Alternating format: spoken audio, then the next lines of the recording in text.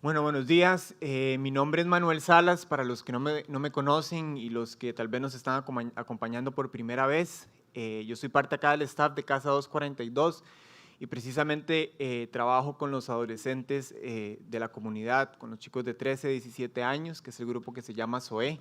Y hoy tengo el privilegio de poder compartir con ustedes el texto que nos corresponde seguir estudiando en esta serie de charlas. Y precisamente quería comenzar esta charla contándoles una parte pequeña de mi testimonio. Y esta historia es un poco personal y que se asocia un poco a la historia del texto que vamos a estudiar hoy en Primera de Tesalonicenses. Esto sucedió hace más o menos 12 años por ahí. Yo estaba recién salido del cole, estaba iniciando la universidad y, y ya había conocido al Señor. Fue más o menos en mis 16 años cuando pude escuchar el Evangelio a través de una persona que lo quiso compartir conmigo. Y donde yo conocí al Señor fue un grupo de jóvenes en San Isidro de Heredia, y este grupo de jóvenes no pertenecía a una iglesia. De hecho, se formó con la idea de alcanzar personas que tal vez no se sintieran cómodas en la iglesia, o que tal vez ¿verdad? No querían ir a algún grupo en específico. Entonces yo fui una de esas personas que ellos pudieron alcanzar. Y este pastor de jóvenes, que se llama Ernesto, empezó a invertir en mí de una manera personal y relacional. Y recuerdo que empecé a crecer espiritualmente. Y en este proceso de estar ahí involucrado en el grupo de jóvenes, recibí la oportunidad de irme para California un año a trabajar con una iglesia y trabajar en un grupo de jóvenes, en un ministerio colegial, con la idea y con el objetivo de ir a aprender cómo desarrollar un ministerio de jóvenes y venir a Costa Rica y ponerlo en práctica en este grupo donde yo estaba siendo parte. Pero recuerdo que Dios empezó a abrir bastantes puertas para yo poder ser parte de esto. Fue algo loco para mi familia, para mis amigos, para las personas que estaban cercanas a mí, ¿verdad? Estás empezando la U y ahora te vas a ir un año y vas a pausar la U. Pero yo tenía la convicción que venía de Dios y que quería hacer esto.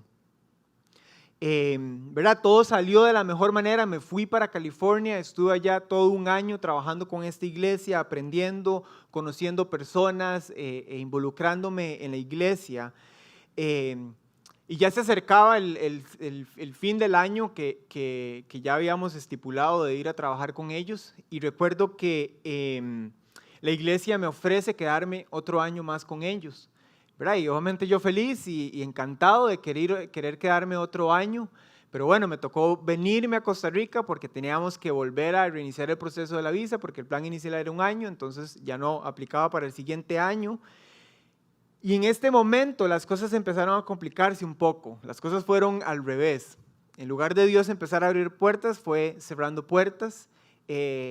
La espera se hacía más larga. Exactamente duré 6 meses esperando una respuesta que en realidad la respuesta fue bastante clara de parte de Dios. Con la presión de mi familia, tenés que buscar un trabajo o terminar la U, pero yo no podía ir a trabajar o volver a la universidad, porque si me aprobaban la visa tenía que irme inmediatamente para California. Entonces era un conflicto bastante grande que tenía en el momento. Pero recuerdo que en esos 6 meses de esperar, el pastor de jóvenes, Ernesto, decide irse a Venezuela con su familia como misioneros. Y eso fue lo que Dios utilizó para darme una respuesta clara de lo que Él desde un principio me había dicho. La idea de que yo me fuera a California era para ir a aprender y poner todo en práctica en Costa Rica. Entonces yo estaba tratando de desobedecer a Dios, queriéndome ir un año más, pensando en mis propios intereses, en mi propio beneficio, en cómo yo me estaba sintiendo. Pero era claro que Dios me estaba diciendo, quédese en Costa Rica porque ¿quién se va a quedar a cargo del grupo? ¿Verdad? Entonces, me tocó tomar la decisión de quedarme en Costa Rica. Ernesto se va a Venezuela con su familia y me quedé a cargo del grupo de jóvenes, y precisamente esto fue lo que Dios utilizó para tomar la decisión de dedicarme tiempo completo al ministerio. Y por eso ahora trabajo como líder de jóvenes acá en Casa 242. porque hace 11 años atrás Dios habló muy claro a mi corazón de lo que Él quería para mí. Pero les cuento esta historia porque precisamente el texto que vamos a estudiar hoy se parece un poco a lo que les acaba de contar. ¿Verdad? La semana pasada Rodri nos contaba de que Pablo externaba su deseo de ir a visitar a los tesalonicenses, pero se le impedía ir a hacerlo. Y hoy vamos a ver las emociones encontradas que tiene Pablo a través de esta historia, de su deseo de ir y visitar a las personas en Tesalónica y no lograr hacerlo. Y vemos la estrategia que hay detrás de él a la hora de cubrir ese deseo que él tenía. Entonces, para los que traen sus Biblias, vamos a ir a 1 Tesalonicenses 3, del 1 al 5, y si no, de igual manera, va a estar ahí proyectado en la pantalla. Entonces dice así: por tanto, cuando ya no pudimos soportarlo más, pensamos que era mejor quedarnos solos en Atenas. Así que les enviamos a Timoteo, hermano nuestro y colaborador de Dios en el Evangelio de Cristo, con el fin de afianzarlos y animarlos en la fe, para que nadie fuera perturbado por estos sufrimientos. Ustedes mismos saben que se nos destinó para esto. Pues cuando estábamos con ustedes les advertimos que íbamos a padecer sufrimientos y así sucedió. Por eso, cuando no pude soportarlo más, mandé a Timoteo a indagar acerca de su fe. No fuera que el tentador los hubiera inducido a hacer lo malo y que nuestro trabajo hubiera sido en vano. ¿Verdad? Aquí podemos ver cómo Pablo empieza a externar sus emociones de su deseo de querer ir y visitar a los tesalonicenses. Y en su estrategia decide enviar a Timoteo sabiendo que él no puede ir a hacerlo. Con mi historia, ¿verdad?, es un poco como al revés. Yo tuve que quedarme en Costa Rica para que Ernesto pudiera ir a Venezuela con su familia a compartir el Evangelio. Y me tocó quedarme acá haciéndome cargo de un grupo de jóvenes. Entonces, más o menos, la historia, ¿verdad?, se parece un poco. Pero entonces vamos a ir versículo por versículo estudiando qué es lo que Pablo nos quiere comunicar a nosotros a través de este texto. Entonces, el versículo número 1 habla de que Pablo dice: por tanto, cuando ya no pudimos soportarlo más, pensamos que era mejor quedarnos solos en Atenas. Pablo comienza este capítulo con un por tanto. Y creo que esto es importante que lo sepamos, ¿verdad? Cuando en un texto bíblico vemos una frase como esto, por tanto, es porque nos está queriendo decir algo de que se encuentra anteriormente al texto, ¿verdad? Y como les decía ahorita, Rodri nos comentó del deseo que externaba Pablo de querer ir a visitar Tesalónica y que se le hizo, dice Pablo, que se le hizo todo lo humanamente posible por ir a visitarlos o por ir a verlos, pero Satanás se le impidió poder hacerlo. Entonces, el por tanto que viene hablándonos Pablo viene enfocado en lo que está en este texto.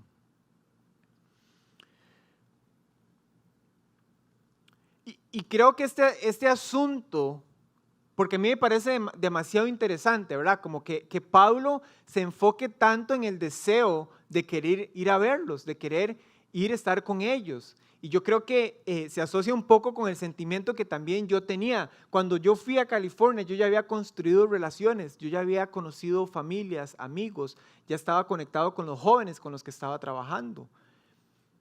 Y uno de los deseos más difíciles que tuve en ese momento fue que el plan era mío volver. Entonces nunca tuve tiempo de despedirme de las personas que estaban allá porque mi plan era ir a volver a verlos, ¿verdad? Entonces, ¿quién sabe si Pablo experimentó el mismo sentimiento? No pudo despedirse de las personas en Tesalónica porque su deseo era volver a ir a verlos. Y muy probablemente no pudo despedirse porque no sé si recuerdan cómo fue que ellos fueron expulsados de Tesalónica. Dice que por una turba fueron sacados del pueblo. ¿Verdad? Entonces fue como abrupto la salida de ellos de Tesalónica. Entonces, los sentimientos que Pablo está experimentando tienen sentido del por qué él quería realmente ir a visitarlos.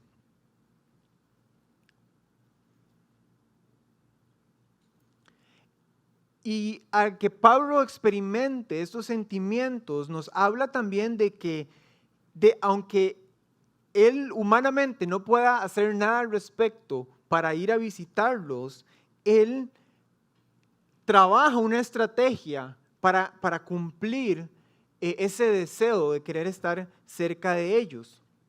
¿Verdad? Y decide entonces quedarse en Atenas y enviar a Timoteo. Y el primer punto que podemos ver acá, y esto es lo importante y lo relevante de este primer versículo, es la actitud que tiene Pablo hacia la situación. Y es que Pablo constantemente en su ministerio escogió lo que era mejor para los demás. Pablo en su ministerio pensó primero antes en las personas que en sí mismo.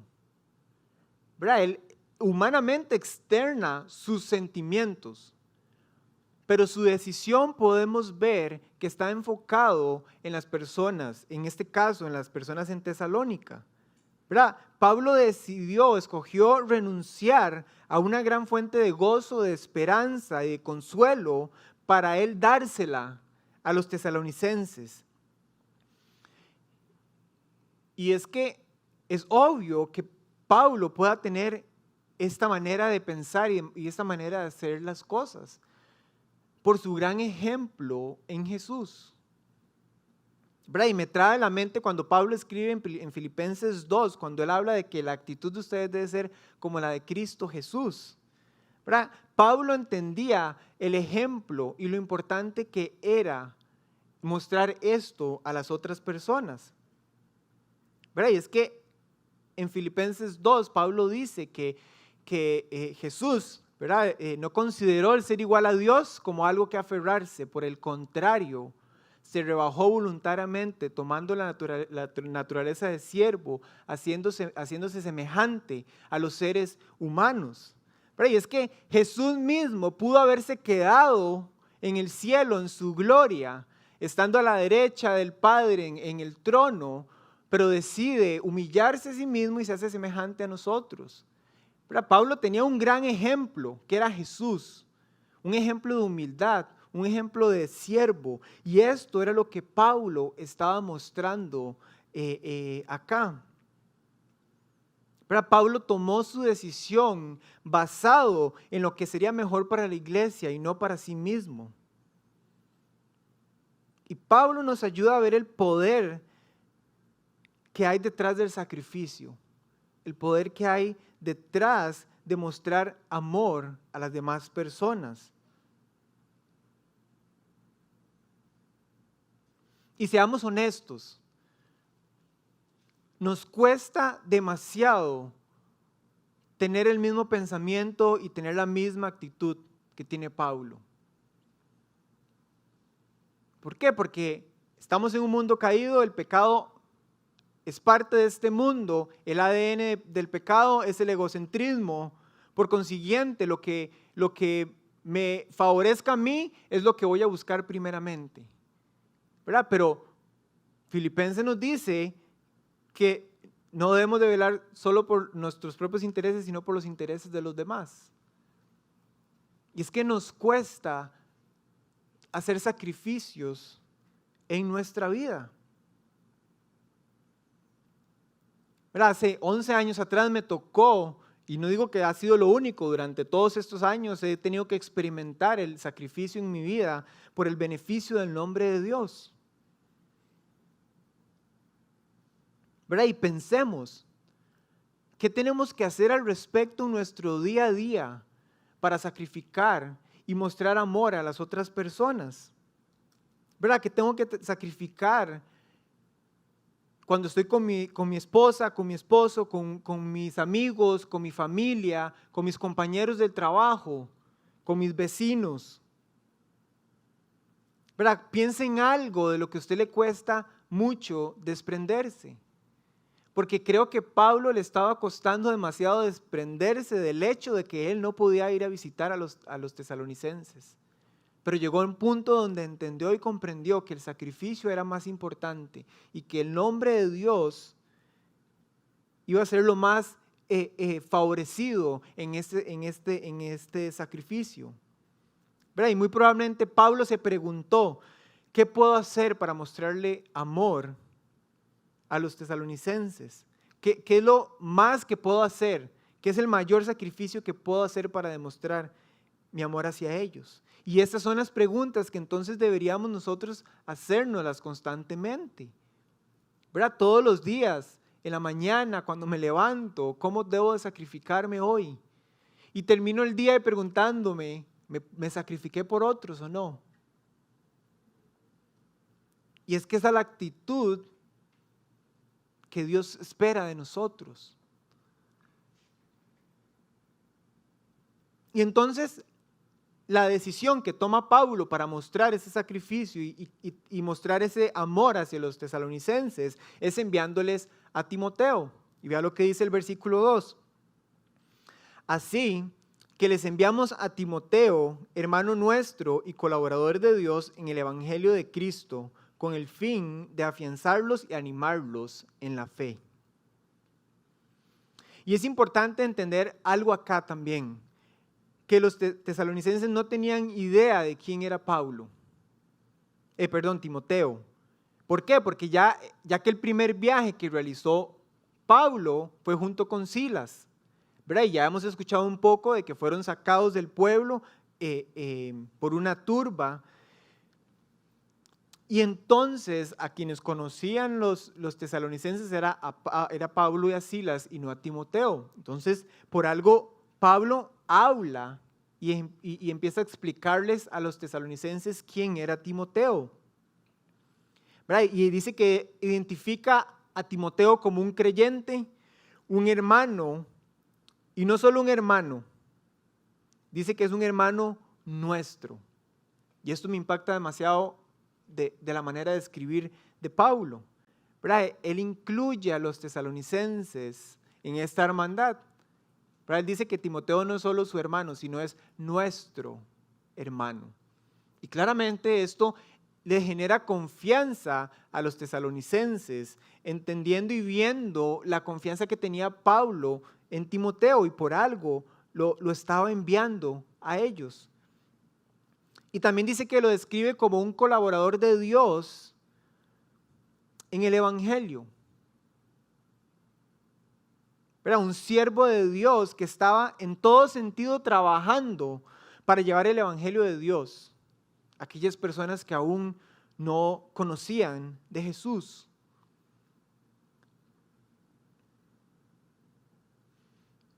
Pero más que entender y profundizar quién era Timoteo, Pablo se esmera en que entiendan cuál era la misión del por qué estaba enviando a Timoteo a ellos.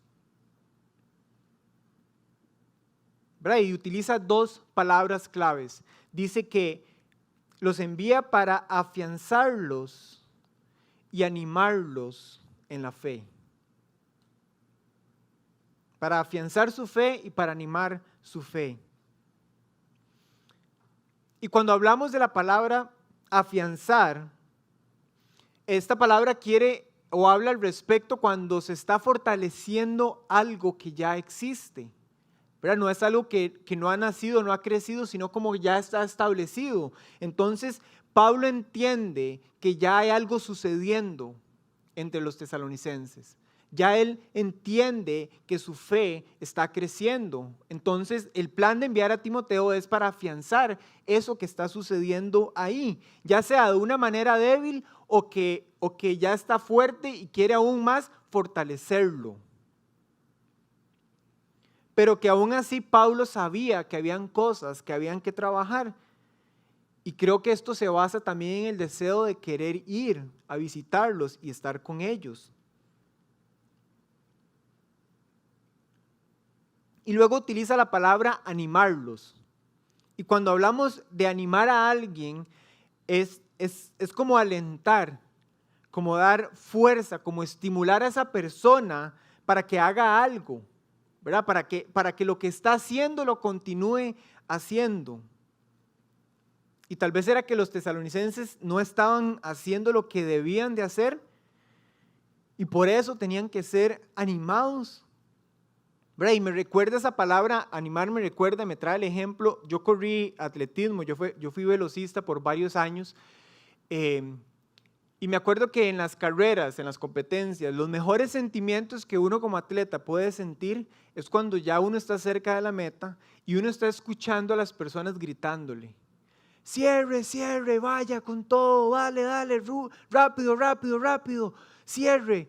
Y digamos, les cuento esto porque la adrenalina que uno siente, y tal vez los que han experimentado esto o en otro deporte, la adrenalina que uno siente, de verdad es como que se le inyecta nueva gasolina para poder terminar. Y creo que esto es lo que Pablo estaba haciendo con los tesalonicenses, ¿verdad? Estaba enviándoles a Timoteo para animarlos, gritándoles como: vamos con todo, cierren, cierren, corran, rápido, rápido, ¿verdad? Y era lo que tal vez los tesalonicenses necesitaban en ese momento. Porque creo que Pablo quería que los tesalonicenses pudieran llevar el evangelio a otras personas. Y por eso describe a Timoteo como colaborador en el evangelio.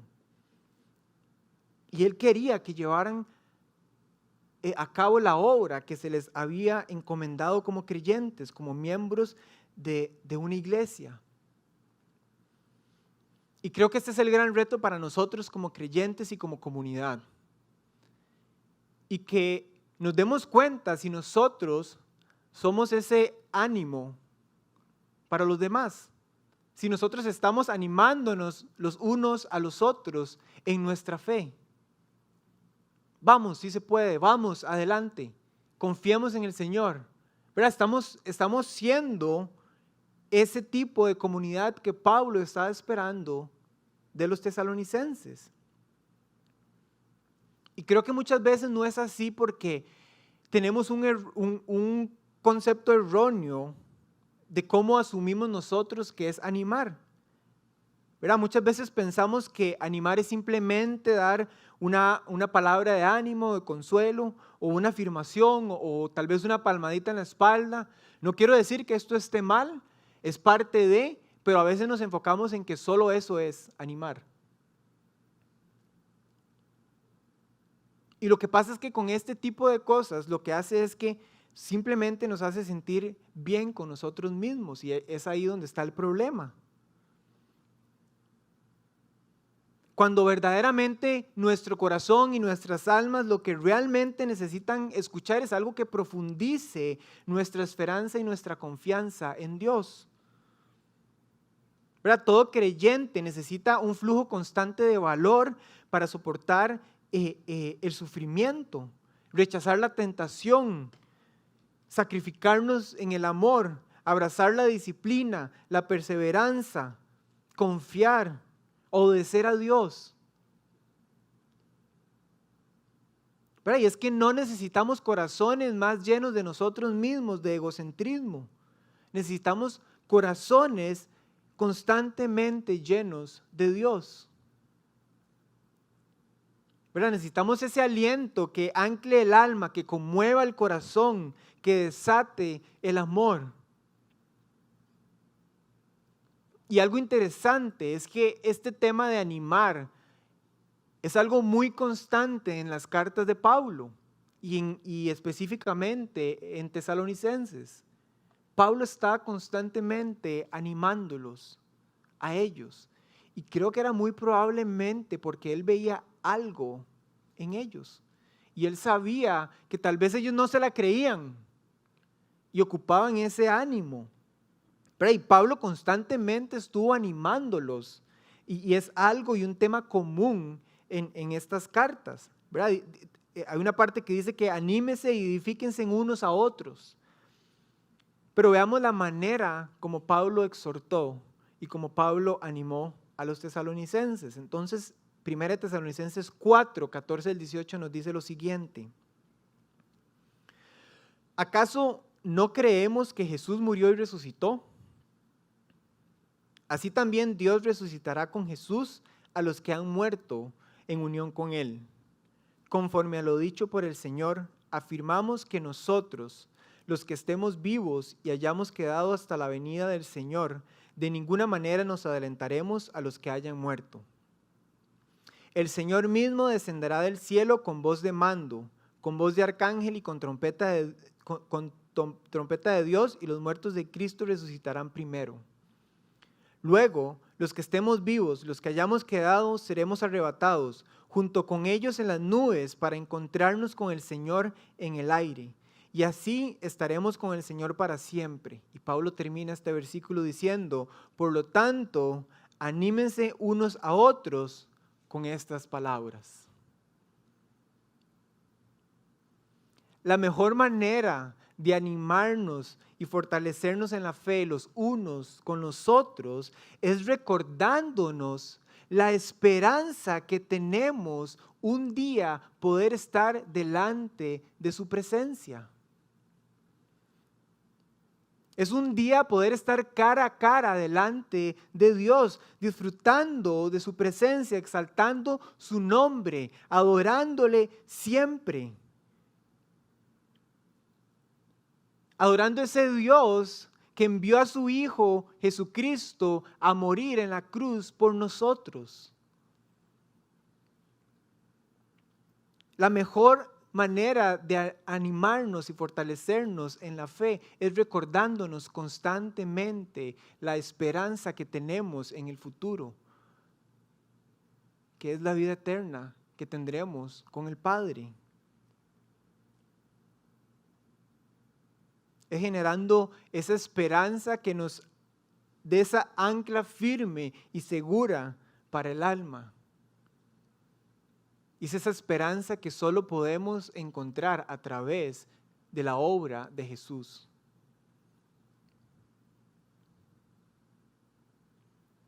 Y es que tiene sentido cuando hablamos de que Pablo quiere que los tesalonicenses pongan su mirada en la eternidad, cuando lo que les viene luego diciendo, con lo que se van a afrontar, no es nada fácil. Y vea lo que dice versículos 3 y 4. Para que nadie fuera perturbado por estos sufrimientos, ustedes mismos saben que se nos destinó para esto. Pues cuando estábamos con ustedes, les advertimos que íbamos a padecer sufrimientos, y así sucedió.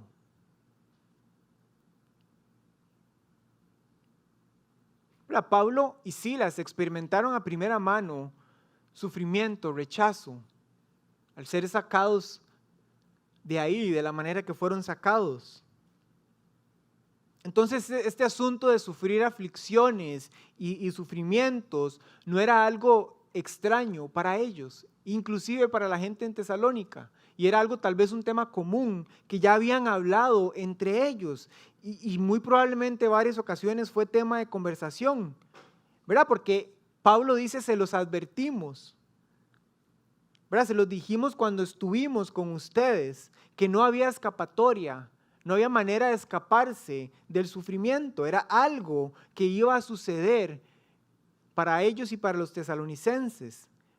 No podían huir del sufrimiento. Y Pablo quería que ellos entendieran algo y quiere que también nosotros entendamos algo. Si usted ha puesto su fe en Jesús, si usted cree en la obra de Jesús, si usted ha decidido seguir a Jesús, el sufrimiento va a llegar a su vida, el sufrimiento va a llegar a nuestra vida. Tal vez ya llegó, tal vez está llegando, tal vez no ha llegado. Pero esto no nos debería de desanimar, ¿verdad? Porque a veces es difícil escuchar textos como estos y nos pueden desanimar. Pero recordemos que Jesús sufrió por nosotros. Él fue quien verdaderamente experimentó el sufrimiento. Y el sufrimiento que tuvo Jesús no se compara con el que usted y yo experimentamos acá en la tierra. Entonces, más bien eso debería animarnos en poder llevar el sufrimiento.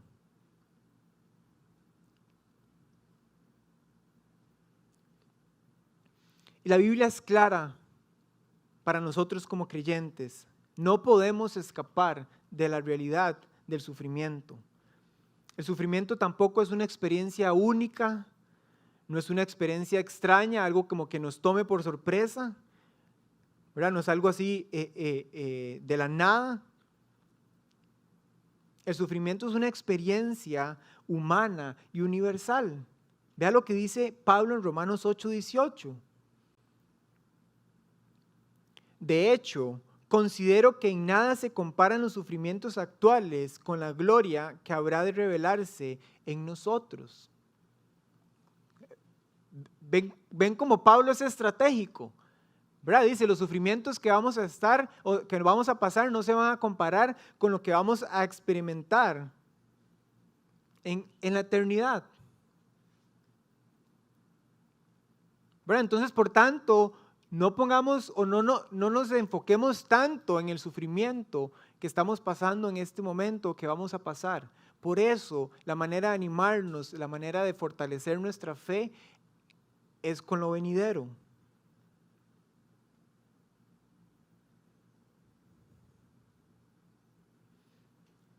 Entonces no sé si tal vez vos estás pasando por algo en este momento específico, alguna aflicción, algún sufrimiento, o tal vez sos alguna persona que ya pasó por ciertos sufrimientos, o es alguien que tal vez no ha pasado por el sufrimiento, pero hay que alistarnos, hay que prepararnos, porque en algún momento llegará. Y no quiere decir que porque ya pasé no voy a pasar más sufrimientos o más aflicciones. No, en cualquier momento puede llegar en nuestra vida. ¿Y por qué? Porque es que estamos viviendo en un mundo roto. En un mundo que no funcionará de acuerdo al plan original.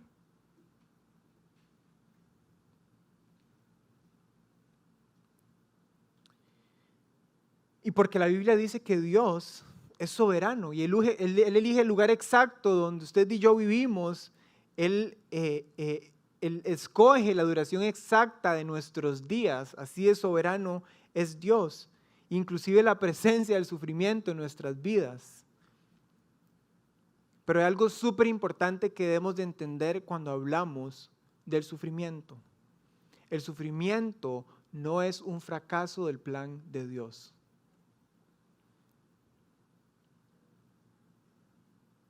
Y estos últimos 2 años, he tenido que pasar por varias cosas en mi vida personal, empezando precisamente hace 2 años con la muerte de mi sobrino de 8 meses. A los 6 meses muere mi abuela. Y en estos últimos 2 años también hemos estado pasando un proceso, mi esposa y yo, donde hemos querido construir una casa, pero donde nos hemos encontrado diferentes obstáculos. Y uno de los grandes obstáculos es que ningún banco te presta la plata porque soy un pastor. Y les doy estos ejemplos porque quiero que piense y encuentre el sufrimiento, porque el sufrimiento se ve de diferente manera. Y el sufrimiento aplica de diferentes maneras en nuestra vida.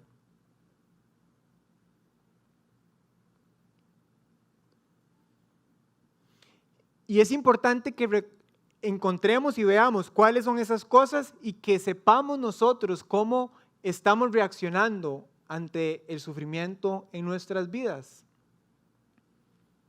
Estaba en Instagram y de hecho vi a una amiga que ha estado pasando por una situación personal también de sufrimiento y una situación difícil. Ella posteó algo en Instagram y le pedí el libro de donde ella estaba leyendo eso y encontré este quote de una señora que se llama Margaret Clarkson. Y dice, no podemos exigir de un creador soberano que dé explicaciones a sus criaturas. Dios tuvo buenas y suficientes razones para sus acciones y debemos de confiar en su sabiduría y amor soberano. Esa es la actitud que Dios espera de nosotros. Y este libro habla que muchas veces nosotros en momentos de sufrimiento, en momentos de aflicción, constantemente estamos preguntándole a Dios ¿por qué? ¿Por qué? ¿Por qué? Y este libro da el ejemplo de Job. Dice que Job 16 veces insistentemente le preguntaba a Dios por qué, por qué, por qué. Y Dios le respondió a Job, ¿quién? ¿Verdad? Tenemos que entender que es Dios quien tiene el control de las cosas. Debemos de entender que Él sabe lo que está haciendo, Él sabe lo que está sucediendo. Y debemos de dejar de preguntarnos por qué y enfocarnos más en quién es Dios. Y por eso es que Pablo quería que los tesalonicenses a través de Timoteo estuvieran arraigados y firmes en su fe. Porque estando arraigados y firmes en su fe, ante los sufrimientos iban a responder más quién y menos por qué. Y eso aplica también para nosotros. Y vea lo que dice el último versículo. Por eso, cuando ya no pude soportarlo más, mandé a Timoteo a indagar acerca de su fe. No fuera que el tentador los hubiera inducido a hacer lo malo y que nuestro trabajo hubiera sido en vano. Pero Pablo quería asegurarse que la fe de los tesalonicenses estuviera firme e intacta. Y por eso envía a Timoteo a chequear y revisar la fe de ellos.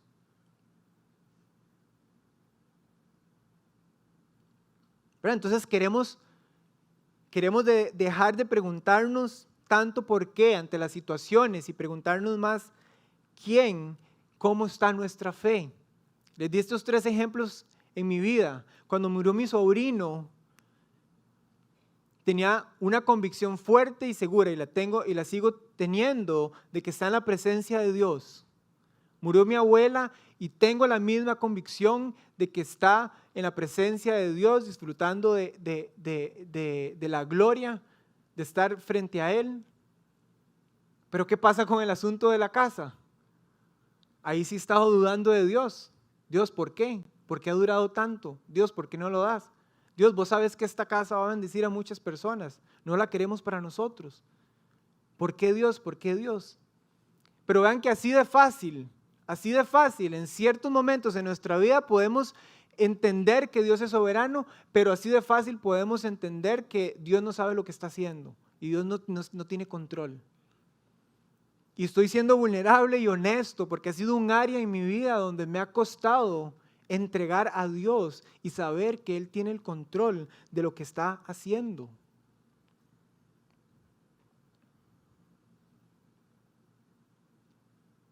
Y me impacta demasiado que Pablo sea claro diciendo que lo que envía a Timoteo a hacer es a chequear la fe de ellos. No es inclusive a llevarles algo o alguna necesidad que tuvieran o algo que les faltara. Y otra vez, probablemente Pablo envió cosas o le mandó cosas a ellos, pero Pablo quería asegurarse que lo más importante era que su fe estuviera intacta, que su fe permaneciera firme.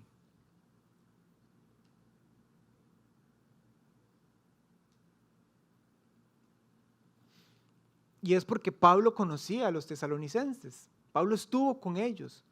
Pablo de primera mano experimentó la fe que ellos tenían en ese momento y Pablo quería saber el estado de la fe de los tesalonicenses.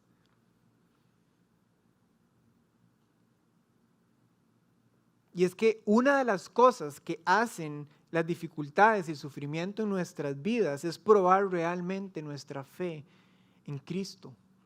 Es probar si nuestra fe es genuina. Y yo creo que muchos hemos tenido amigos o personas cercanas que han estado en estos momentos de dificultad, en estos momentos de sufrimiento, y lo primero que hacen es buscar un culpable, preguntarse por qué, y el que le echan la culpa es a Dios y por consiguiente se aleja de Dios. Y pues claro, esto es normal, porque el mismo Pablo nos lo dice. Que no fuera que el tentador los hubiera inducido a hacer lo malo y que nuestro trabajo no hubiera sido en vano.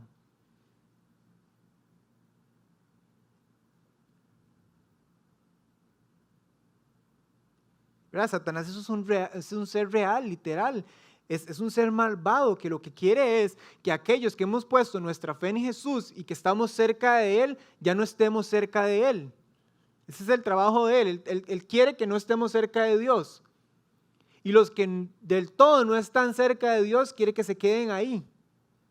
Que ni lo busquen, que ni se acerquen a Él.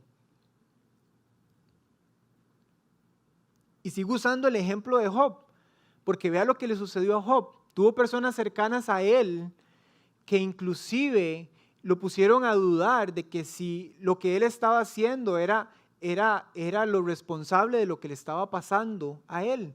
Sus amigos al principio tuvieron la intención de ser buenos animadores, pero al final empezaron a lanzarle acusaciones a él.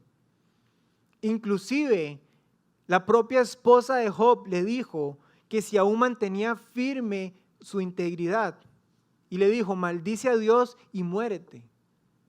La misma esposa de Job. Y es que esto es lo que Satanás quiere que suceda. ¿Verdad? Entonces el reto que estamos recibiendo de parte de Dios es que seamos una comunidad que nos animamos en la fe. Y no preguntar simplemente si una persona está bien o no. Indaguemos cómo está la fe de las personas cercanas a nosotros. Pero con algo muy importante siempre en mente. Entendiendo que nosotros somos absolutamente incapaces de cambiar la situación de esa persona, inclusive cambiar nuestra situación.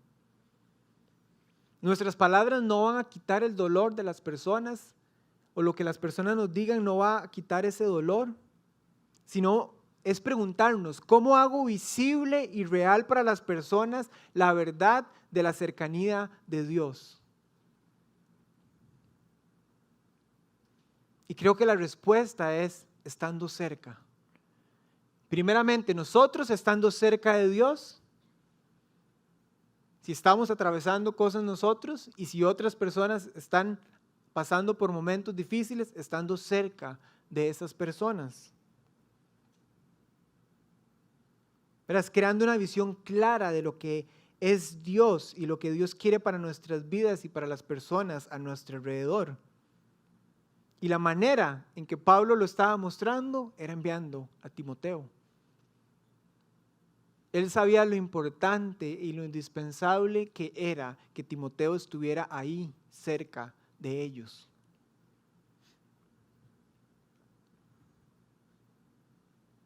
¿Verdad? Y Dios quiere que estemos cerca de las personas. Dios quiere que vayamos más allá de simplemente enviar un mensaje de aliento.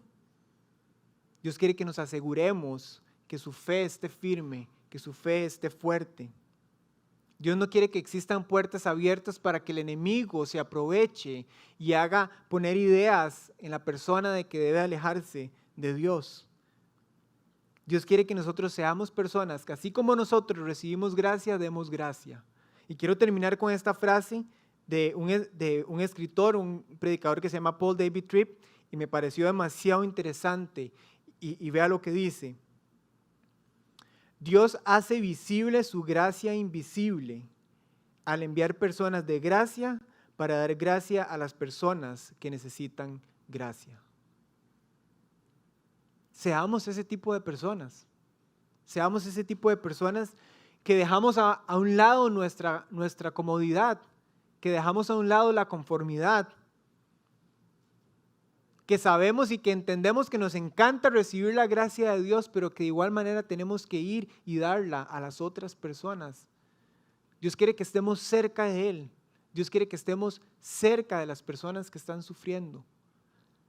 Así como Pablo envió a Timoteo, Dios nos está enviando muy probablemente a personas cerca de nosotros.